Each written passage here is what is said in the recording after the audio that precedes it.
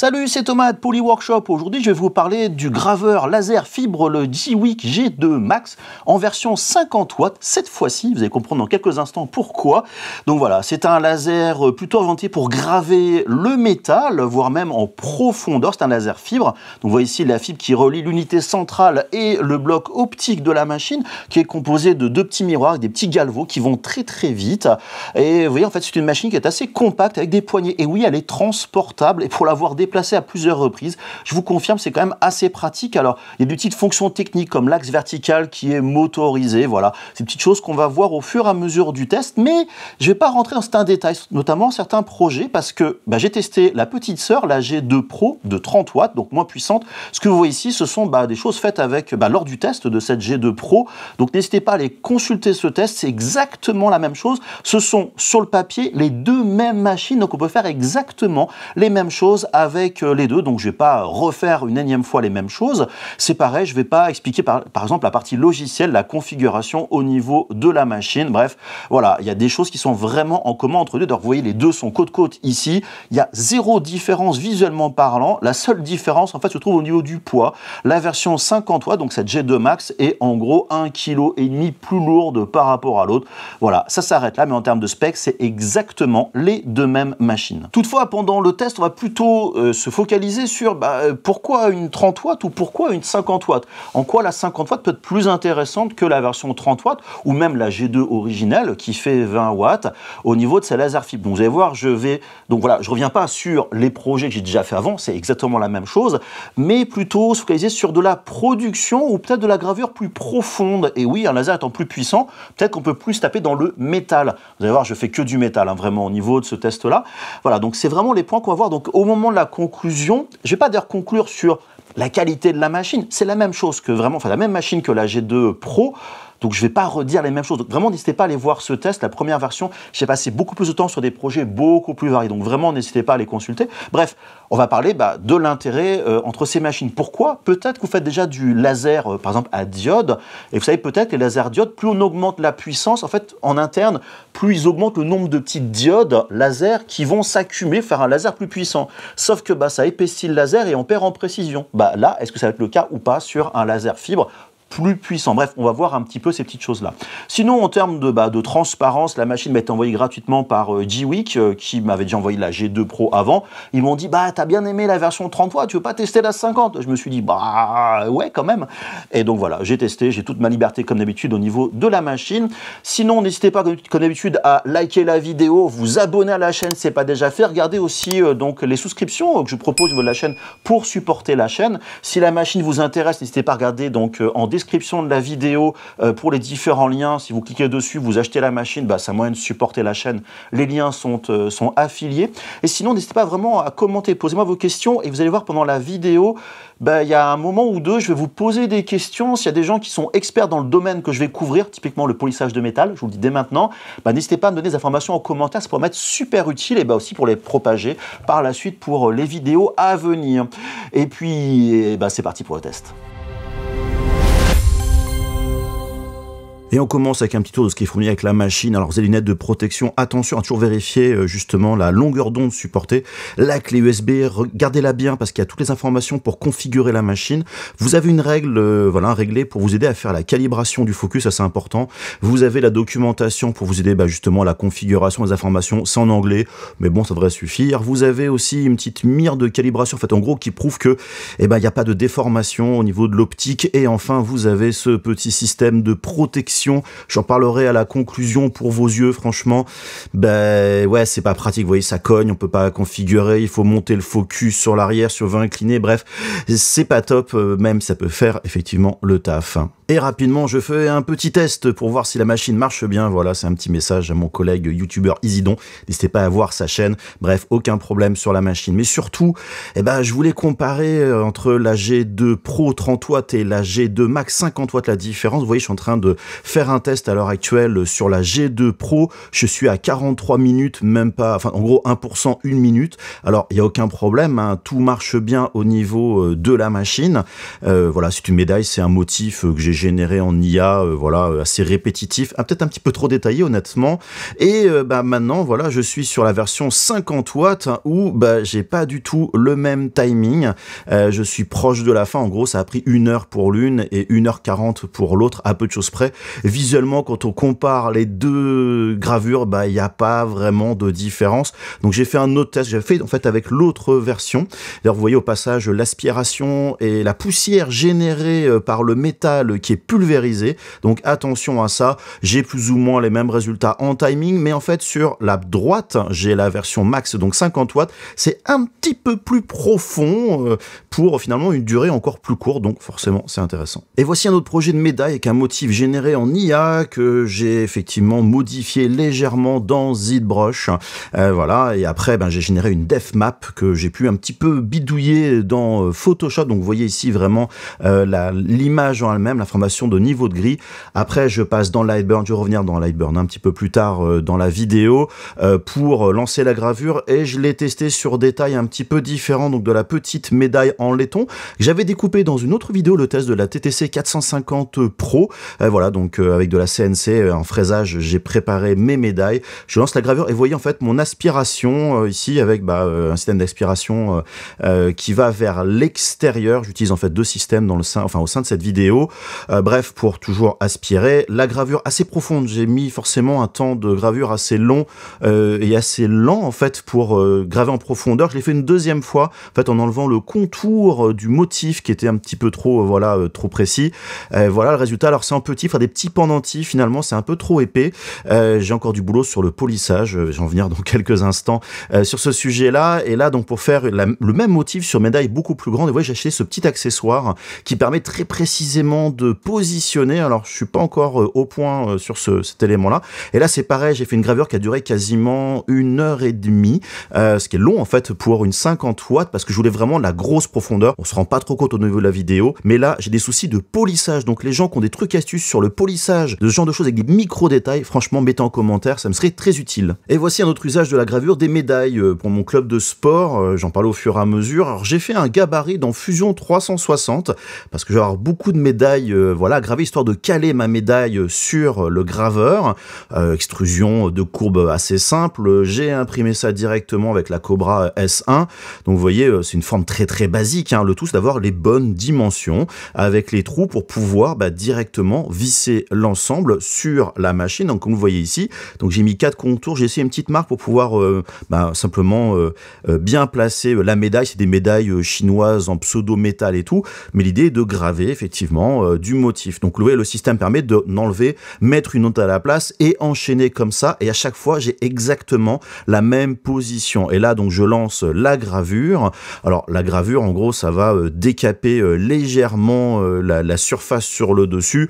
C'est pas quelque chose de très très très compliqué honnêtement, mais voilà, le résultat est sympa et on peut enchaîner, et comme ça on fait les gravures au fur et à mesure. Et donc vous voyez le résultat, on peut faire le recto verso, on pourrait même modifier à chaque fois. Sauf que j'en ai énormément. J'ai fait un petit making of au passage, n'hésitez pas à aller le voir sur tout ce process des médailles. J'ai celle-là, j'en ai d'autres, et du fait que j'en ai plein, j'ai multiplié par 4 la taille de mon gabarit pour faire 4 médailles au fur et à mesure. Et vous voyez, comme ça on peut enchaîner. Donc n'hésitez pas à voir la vidéo, il y a plein d'informations sur le process. Et voici un autre projet qui m'a demandé pas mal de tests, c'est de la découpe au laser, cette fois-ci de laiton lors de 2 épaisseurs, donc dans Lightburn.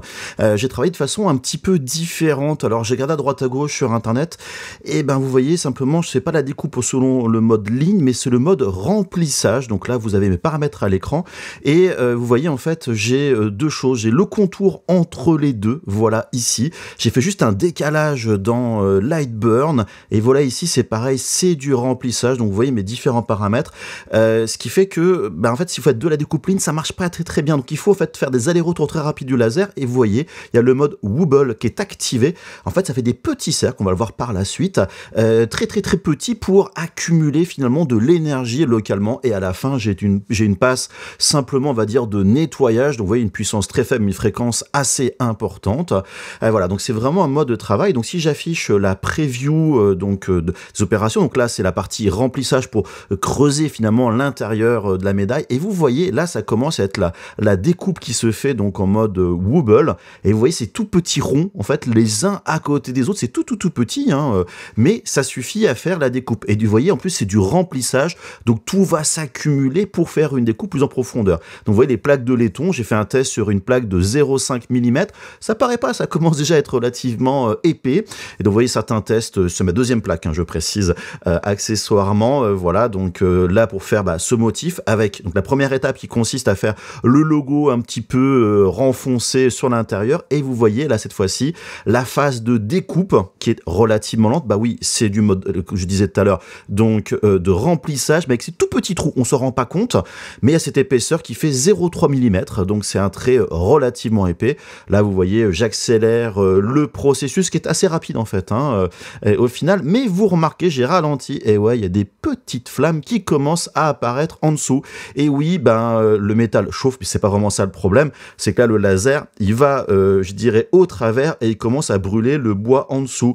Et oui, j'étais sur un laser UV avant qu'on n'a rien à faire du bois, enfin pas du côté brûlure, et là j'ai fait ça sans trop réfléchir. Donc pour vous rappeler aussi des règles de sécurité, attention, les lasers, toujours être à côté, surtout s'il y a du bois. Et vous voyez là directement le laiton est tombé, ce qui fait que ma passe de nettoyage est pas terrible vu que c'est en biais, mais bref, c'est pas grave. En tout cas, ça a marché, et là j'étais content parce que j'avais obtenu tout du moins en termes de brouillon, le résultat que je voulais avoir. Donc vous voyez, l'arrière est quand même pas forcément terrible. Et là je me suis dit, bon allez, je passe sur du laiton de 2 mm, hein, c'est quelque chose qui est une bonne épaisseur. Le process est exactement le même, vous voyez, que ce mode multi et tout. Et vous voyez la puissance, je suis qu'à 80%. Hein. Alors j'ai essayé des fréquences aussi un petit peu différentes. Faut pas monter trop en fréquence. Là j'ai fait un peu une bêtise. Ça a marché, mais voilà, j'avais vu une vidéo, quelqu'un monter sur la fréquence et tout. En fait, 70 kHz va plutôt chauffer, ça va être plus précis, chauffer. Comme seconde passe de finition, je suis pas encore convaincu, je vais raffiner tout ça. Mais le process, c'est le même, c'est juste plus long, tout simplement, sur un métal plus épais. Donc là, c'est pareil, les passes pour faire le motif, creuser un petit peu mon logo à l'intérieur. Et après, voilà, le contour qui va être fait, bien évidemment. Donc là, c'est vraiment le même process. Il y a vraiment zéro différence, juste sur de l'épaisseur. C'est pour ça que là, je vais un petit peu accélérer l'ensemble. Mais pour vous donner une idée du temps, 8 minutes et 46 secondes pour découper on va dire, porte-clés Poly Workshop. C'est vraiment que la partie découpe, hein. Je n'ai pas inclus la partie gravure avant, mais bon, cette partie-là est relativement rapide, et vous avez le résultat. Alors, vous voyez, la découpe, elle n'est pas tombée, c'est plutôt propre, même si elle contourne un petit peu de noir, donc vous voyez quand même l'épaisseur, hein, ça ne trahit pas, parce qu'en fait, il me manquait peut-être 2-3 passes pour faire le contour, mais après, je vous cache pas qu'avec un petit coup de pince, j'ai pu enlever ça sans aucun problème. Donc voilà, le résultat, vous remarquez, le polissage est pas top, ouais, j'ai toujours des problèmes de polissage. Donc ce que je disais, donc il y a quelques instants, n'hésitez pas à me donner vos informations en commentaire. Et là vous voyez les deux épaisseurs 0,5 et 2 mm, c'est quand même assez épais. Et là j'ai fait un plaquage à l'or, par-dessus le modèle. Je peux sûrement dans une autre vidéo, j'ai encore beaucoup à apprendre sur ce process. Et voilà le résultat aussi sur la plaque en bois qui est au fond. Donc vraiment faites attention à ça, pensez à votre sécurité, c'est le plus important. Toujours dans la découpe, j'ai voulu essayer de découper cette espèce de disque en métal, je sais pas ce que c'est, sur une espèce d'acier, je ne sais quoi, c'est des formes rondes que j'ai achetées sur AliExpress. Donc j'ai fait des tests de découpe avec voilà une grille, c'est très important de faire ces tests pour trouver les bons paramètres. Vous voyez au dos, si on voit légèrement, on peut voir certains endroits, où, notamment au niveau de mon pouce, on est presque proche de la découpe. Donc voilà, c'était un premier essai, j'ai quand même une découpe qui a marché sur un côté, et donc je me suis dit je vais appliquer ça, et je vais faire je sais plus, une fleur de vie, je sais plus comment ça s'appelle, enfin bref, c'est des motifs qu'on m'a demandé pour faire cette découpe.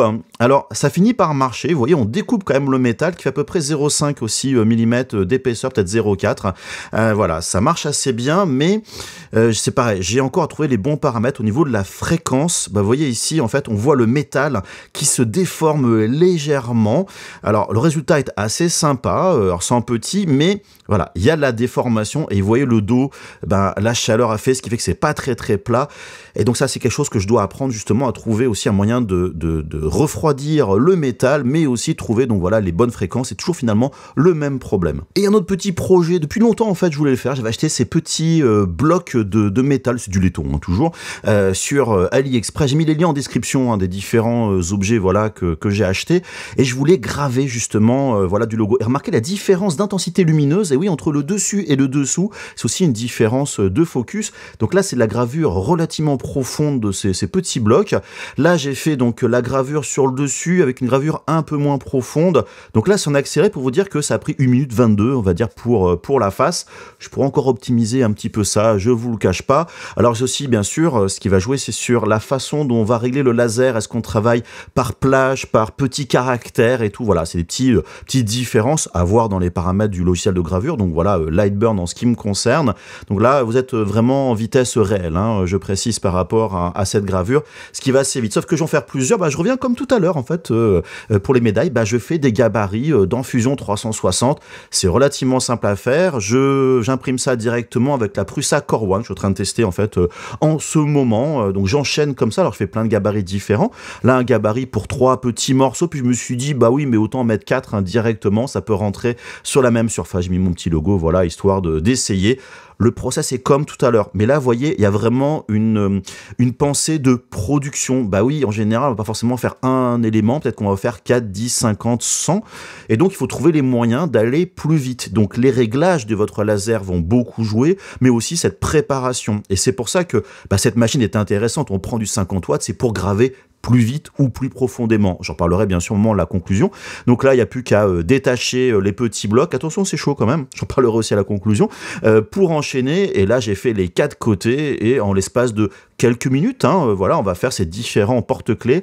Un tout petit coup de polissage assez rapide. Donc vous voyez, c'est vraiment la version très très profonde là, trop profond d'ailleurs au final. Mais ça marche franchement plutôt bien. Et donc vous voyez un exemple des 4 et il n'y a plus qu'enchaîner d'autres si je le veux. Et pour mon dernier projet, j'ai fait des petits médaillons porte-clés, voilà, un petit peu de One Punch Man. Donc vous voyez ici, je fais 2 images, Tatsumaki et Fubuki, donc voilà, donc tirées du manga, des images que j'ai récupérées du manga, que j'ai un peu retravaillé dans Photoshop et tout. Et donc vous voyez mes différents paramètres, donc une fréquence relativement basse pour vraiment taper, vitesse plus ou moins rapide. Vous voyez, je suis même pas à 100% de puissance et je fais a priori 126 passes, voilà, sur le modèle pour aller vraiment taper dans le métal, même principe qu'avant.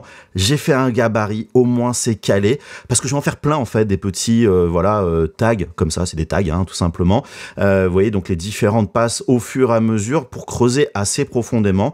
La petite passe de nettoyage, enfin j'en ai fait 2, et voilà, j'ai mon résultat. Alors on se rend pas trop compte comme ça, je fais pareil bien sûr pour Fubuki, c'est vraiment le même process, un petit coup de polissage et tout, et on a un truc assez sympa. Mais comme tout à l'heure je vous le disais, j'arrive pas à avoir une belle surface bien lisse pour mon polissage, donc vraiment mettez-moi les trucs et astuces ou des liens vers des tutos, des vidéos YouTube pour voilà apprendre à bien polir le laiton, que ce soit pour des trucs détaillés ou des belles surfaces. Franchement, ça me rendrait vraiment service. Et maintenant, je vais conclure sur cette machine-là et surtout répondre à la question que je soulevais pendant l'introduction. Finalement, pour qui cette machine-là? Est-ce que le 50 watts, c'est moins précis, plus précis que le 30 watts ou le 20 watts ou que ne sais-je en laser fibre? Vous l'avez vu au niveau des tests, la qualité de gravure est la même entre les deux machines. Dès la comparaison, dès le premier projet de ces 2 médailles, il y a 0 différence en termes de qualité. La seule différence à avoir, ça va être, je vais graver plus vite le même projet parce que j'ai plus de puissance, ou alors pour le même temps, à peu près, on va dire,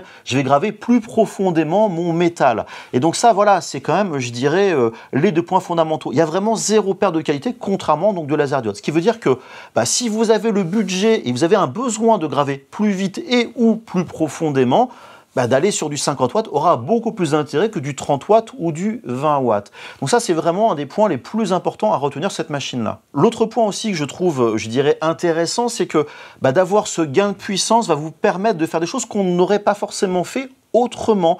C'est-à-dire que là, au niveau des découpes de mon logo Polyworkshop, donc voilà, ici, j'avais pas réussi à découper, excusez-moi, du métal, c'est du laiton, donc c'est pas le métal le plus solide quand même, avec la version 30 watts, j'avais vite abandonné. Alors, il y a des paramètres aussi dans Lightburn que je ne connaissais pas à ce moment-là, voilà, des petits points, donc je pense que la version 30 watts est quand même capable de le faire, mais beaucoup plus longtemps. Et puis il y a un petit point dans la vidéo où voilà, le métal que vous allez donc graver et surtout découper, il va chauffer.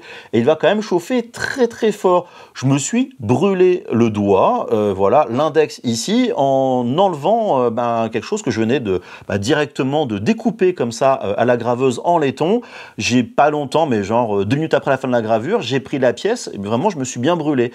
Donc faut pas oublier ça, ce qui veut dire que plus vous allez graver longtemps une pièce, vous avez du mal à la graver, même si le laser est moins puissant, vous risquez de chauffer aussi plus longtemps. Et ça, c'était un petit peu ma crainte par rapport au gabarit, je reviens dans quelques instants, c'était que le métal chauffant allait faire fondre mes gabarits en impression 3D, en PLA.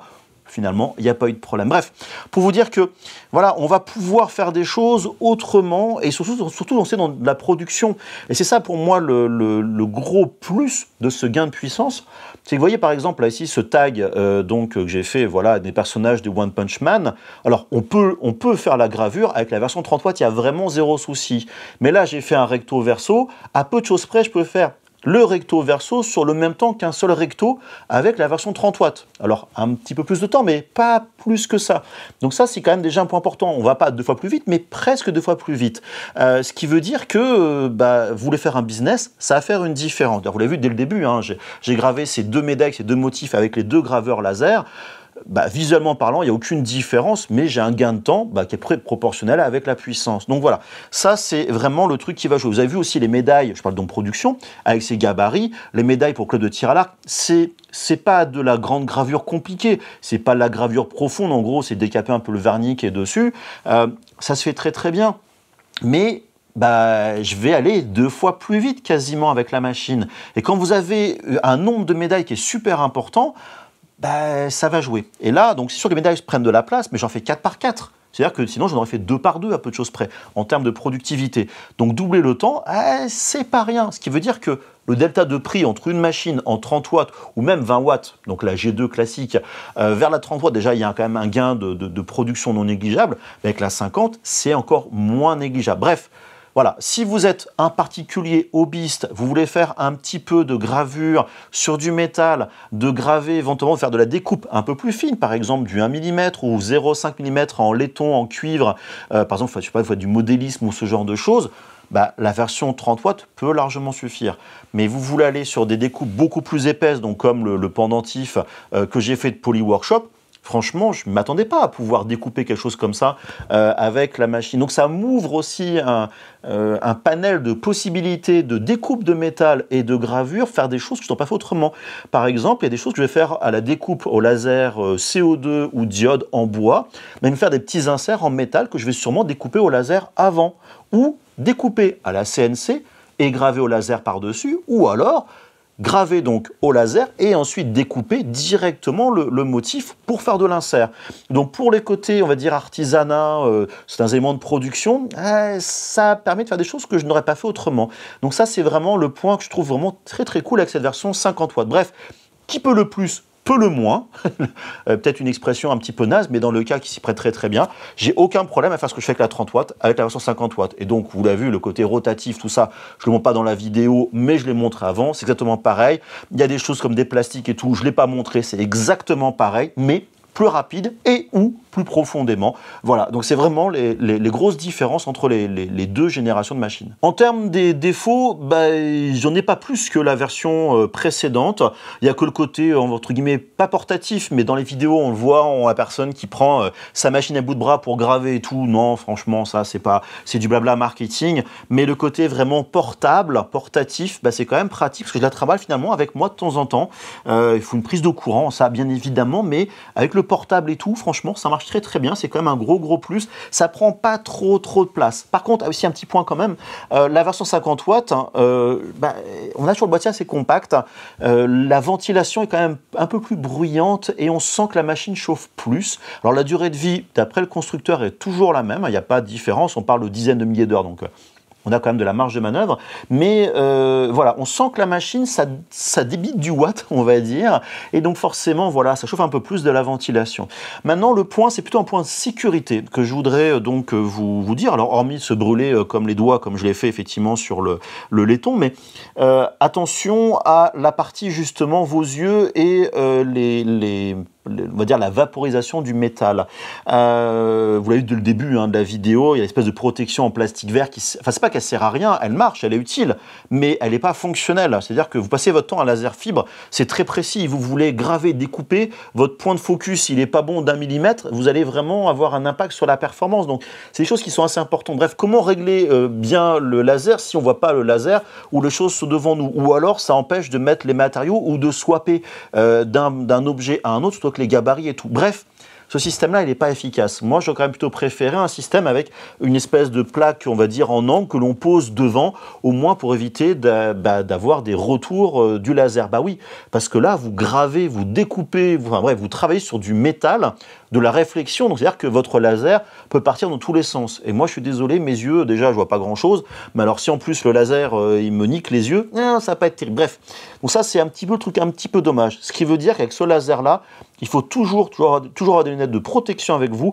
et des bonnes lunettes de protection dédiées au laser qui ont la bonne plage, on va dire, de fréquence, donc du 1064 nanomètres.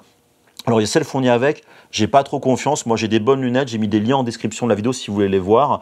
Bref, voilà, protégez-vous. Et donc, l'autre point, j'ai mentionné il y a quelques instants, on vaporise du métal. Et je vous cache pas que je n'ai vaporisé beaucoup du métal avec cette machine-là, et pas que ce laser fibre.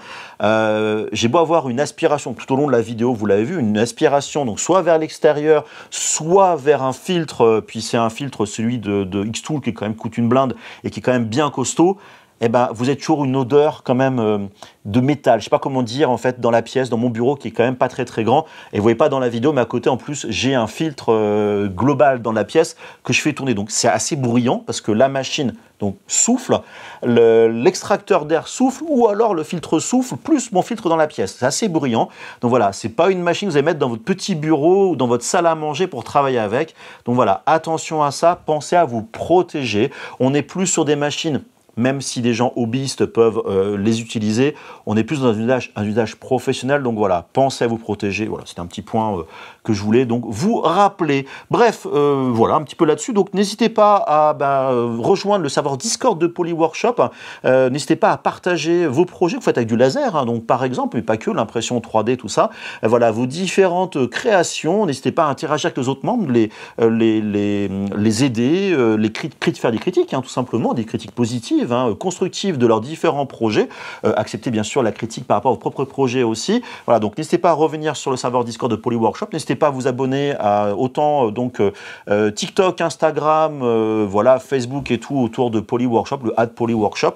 Voilà, j'essaie de poster plus ces petits projets, ces petites choses comme ça que je fais à droite à gauche. En fait, je me rends compte qu'il y a beaucoup de choses que je fais à la maison et que je partage pas. Pourquoi? J'en sais rien, c'est débile. Donc autant vous les partager.